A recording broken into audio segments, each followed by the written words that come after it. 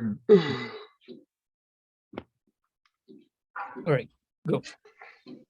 Yeah, so our project is called On the House, and my name is Han Lee. Next slide. So my name is Han Lee, and I'm a non-traditional student in early 30s, and I studied computer science. It's my 12th year in college. Next slide. I'm Matthew Karakas. I'm the product owner, and I've worked with the website design and connecting the front end with the back end.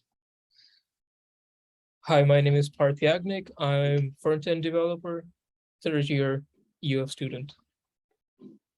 Hello, everyone. My name is Anthony Gravier. I'm a fourth year computer science student at UF, and I am the Scrum Master for this group.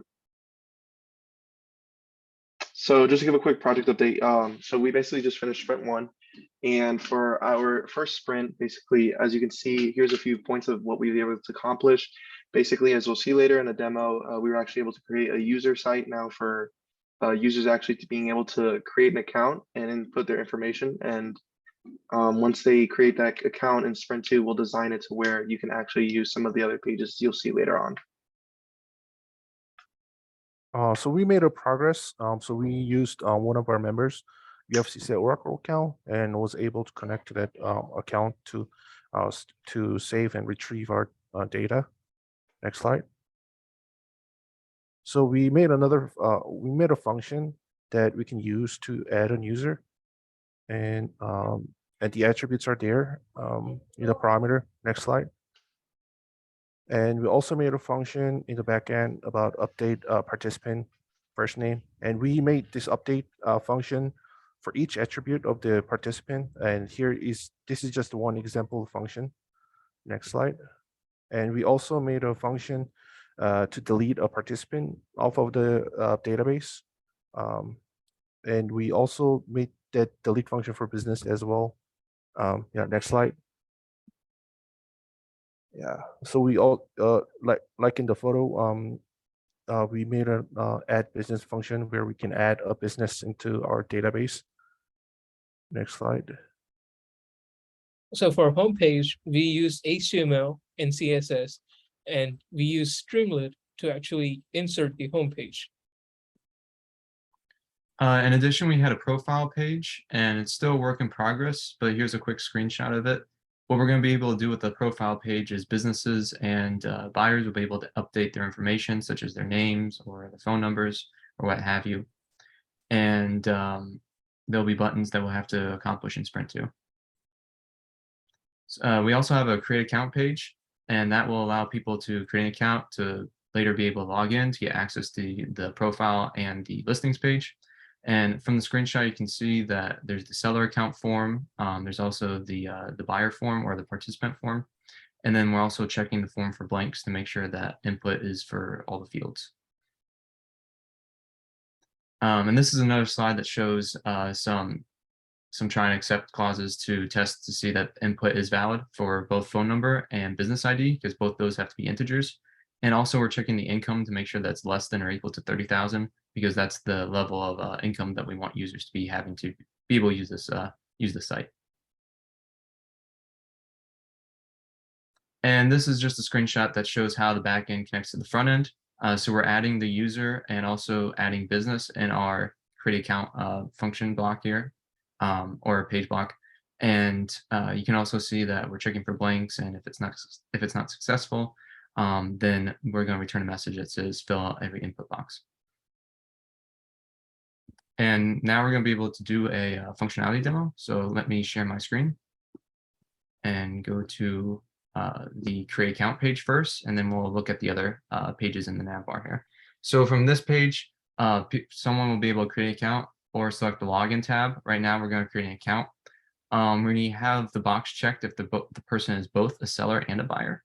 So because this is a demo, we just have demo business, demo address, and the following input here.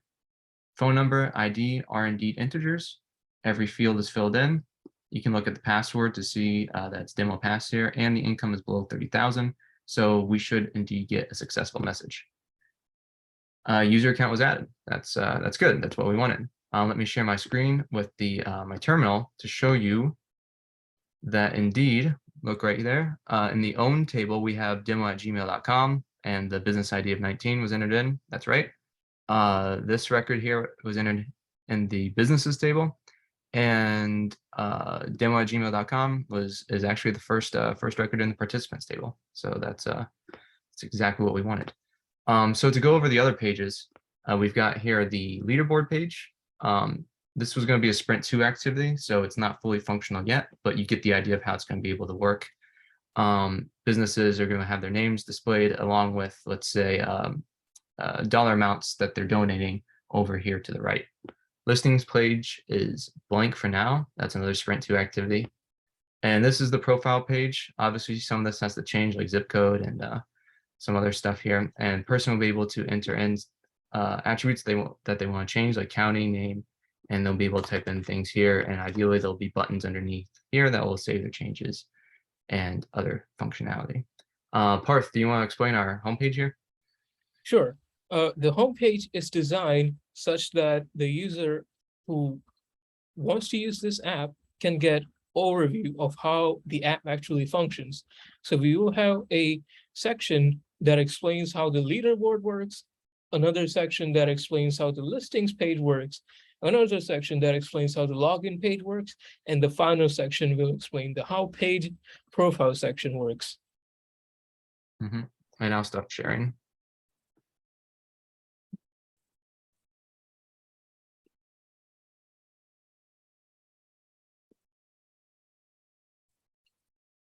So I also did some software tests. Like I said earlier, in the create account form, it checks to see if the income is a certain level and integer values for business ID and phone number.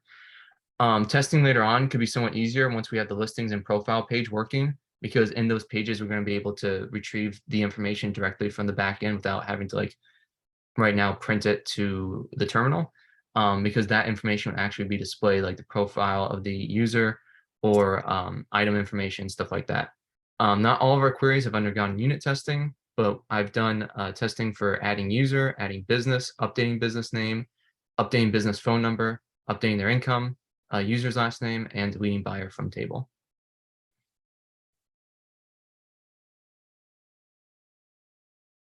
And here's some screenshots of the code that was done to update, or sorry, not update, that was done to test our functions using PyTest.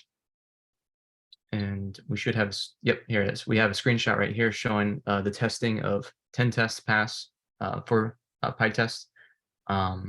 Had failures before then, but got those fixed. It was actually a alphabetical mistake, so. So I made another software test on delete participant. So at first I added a user as the screenshot on the top, and then I made it. And then I added a delete participant, and then ran the program again. So so I was able to add on user and then delete the user, just like the slide before. The delete participant function worked perfectly. But right now, when I add a user like this, and then when I add a business with that user's email address as a seller, and when I try to delete the participant, it is not working currently. So next slide. And yeah, so that edge case gave us a fail. And the reason why, the reason is because we have that that relational data in owns business table. So to be able to delete a participant off the database, we have to delete the relational data in the owns business function first, and then delete the participant. And this bug fix will be covered in sprint 2.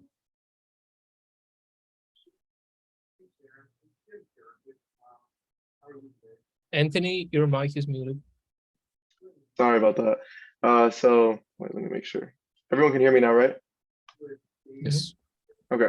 So sprint 1 backlog, basically, as you can see, it was a lot of tasks that we had to do, but for the entire sprint backlog, we got all the tests done. As you can see, they're pretty spread out between everybody, and we really worked as a team to make sure that, we would make sure that everything that we needed to get done by this sprint would be done. And I believe there was only 1 or 2 that were still in progress, and just because they were a little bit more difficult than expected. But besides that, we were able to handle everything else. Next slide. And then as you can see from the Kanban board, as you can see in the in progress, there's only 1 issue left, and then the rest are all done of the 18 issues that were completed. So what we'll do is, as the beginning of sprint 1 backlog, or as the beginning of sprint 2 backlog comes through, we'll just work on it a little bit and make sure that we add that to the sprint 2 backlog and finish that up. And so here's the sprint 2 backlog. As you can see, this is basically the plan of what we'll be doing next for this next sprint that we are currently in.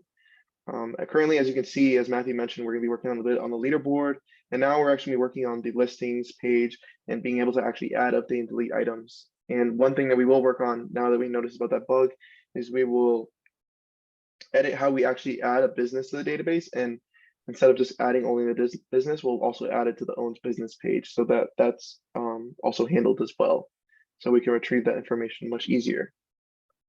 Next page, please. So as you can see, also, these are a few more tasks that are in here. The backlog is most likely going to change a little bit just because we don't know exactly what we want to really get done for this prototype. There might be some things that we'll keep. There might be some things that we might decide that are too much. It kind of just depends on how we go and how we feel about it. These are all estimations and they're not exactly 100%. So as we go through the tasks, if we can get everything done, maybe we'll add some things. If we're not able to get everything done, we might take off a few. So this is likely to change a little bit. So some of the issues that we faced was trying to actually have the user, the owner business table have the delete the business information that is passed to it. Another issue that we have run into is the lack of security features that user login page must have.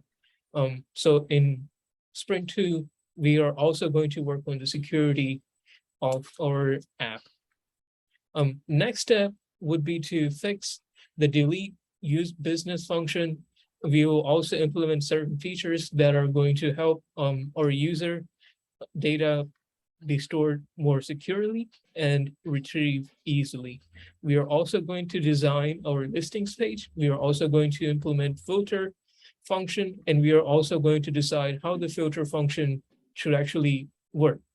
And we are going to add certain button functions and text for leaderboard profile and other areas that have lorem ipsum in it. And here are the acknowledgements of where we got all of our external data from. Thank you, and you have a good day.